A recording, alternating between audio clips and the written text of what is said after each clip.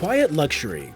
Ever heard of it? A pretty fun trend in design, especially interior design. So for today's color palette pyramid, I want to give you my take on what I feel quiet luxury looks like in the form of 6 colors, all by Benjamin Moore and all from the AF Affinity line, just to keep it fun. I think the AF colors might be my favorite color collection by Benjamin Moore still to this day, even with the emergence of the Color Stories palette. I really love the AF line. So like in every episode of Palette Pyramid, we're going to start with the main color up top, which is kind of the go-to neutral that can go anywhere you want inside your home. Then I have 2 support colors that are more secondary in nature, a trim color and another wall color option, and then the really fun finishing colors down below. So feel free to use this palette for your own personal use or your next project if you're a contractor, but hey, free information. This one's on me, but if you want your own custom palette pyramid, link in the description down below and I'll prepare you your own personalized one, whether you want a 3, 6, or a 12 color palette. But let's get to this one. ThePaintPeople.com is your go-to destination for quality paint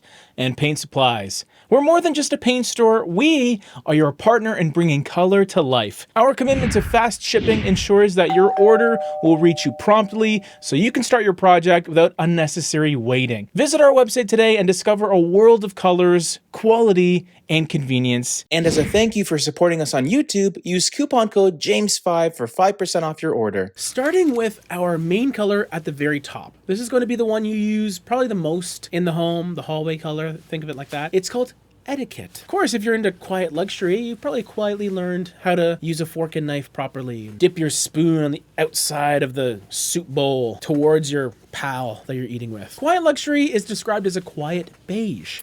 And that's essentially what it is. It's a unapologetic beige. Very clean, very boring. It's not too loud. It's quiet, which I think is the point. And what's great about it is it's light and airy. It has a 74 light reflectance value, which is that sort of lightness score we always talk about. And it's a perfect, just blank canvas, clean slate color that introduces some warmth. It's not too sterile, not too white. It's not trying hard, which I think is the whole idea behind quiet luxury. It's not in your face at all. Pretty much a no-brainer when it comes to main colors. Quiet luxury, Etiquette is my choice. Now moving to the support color section, we have a white for the trim, and then we have an alternative wall color option if you don't want to use Etiquette. I love Gardenia as the white color in this palette. It has like a very soft, kind of rosy, peachy, kind of pinky quality. Extremely subtle though, so don't worry about it. But I think if you were ever to use a slightly pinky white in a color palette, quiet luxury would be it. No big deal. I'm using pink. Okay, it's not that bad. It's a really subtle pink undertone, but at the end of the day, this is going to be a very clean, soft white that I think will look beautiful as a trim and door color, ceiling color. But what's great is that 85 lightness score that it has, the LRV, it makes it a decent option for walls as well. It's not going to be way too bright, I don't think. So if you wanted to experiment and just put it on the walls as well, just make sure to test it out first, and you'll be good. Now the second support color is going to be another wall color option.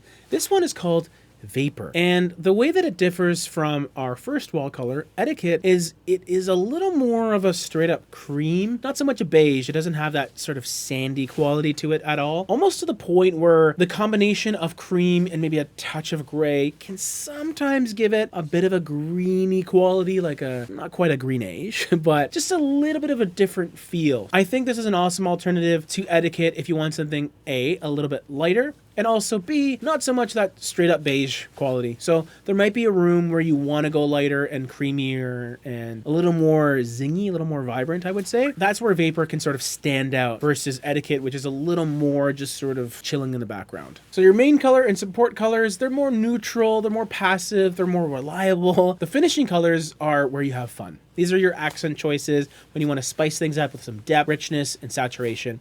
And the first one I want to mention is called Cotswold. So this is a color that is probably described as a taupe, a little bit of a combination between kind of a sandy brown color, a bit of tan perhaps, and some gray, like a darker gray. In terms of depth, this color has a 39 LRV, so it is in that lower half of colors, kind of a darker mid-tone option. But what's nice about it is it's not leaning too heavily into the gray side of things, which does give it some nice balance, a bit of a back and forth between warm and cool, which is important because we have some colors coming up that may be a bit cooler. Of the 3 finishing colors, this is probably going to be my most safe option. It's very much a dark neutral.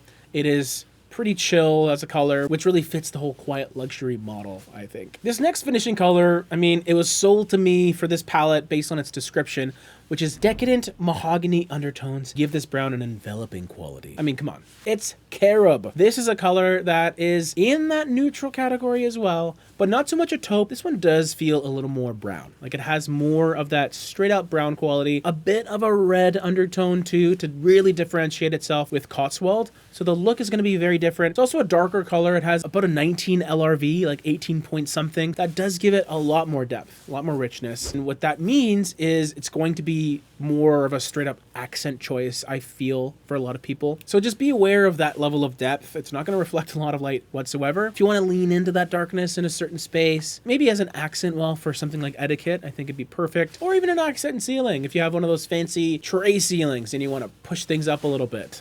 Why not? But I want to leave you with a finishing color that just deviates from the neutral palette ever so slightly. I know Quiet Luxury is all about being, you know, chill and nonchalant about your color choices, but also it's not all beige and brown. The third color that really finishes the palette nicely for me is Amsterdam. Beautiful blue-gray color, just enough saturation to make it really intriguing, and it definitely pops off of any of the other colors in this palette. So wherever you want to sort of accentuate, this is the color to use. It's going to really draw the eye in a wonderful way without trying too hard, which I think is important too. Here's my Quiet Luxury palette. Let me know what you think. And if you have any ideas for another palette pyramid, a design style, a place, a location, even a movie, if you really like the colors of a movie or a TV show, let me know. I love making these palettes. We have another video right over here.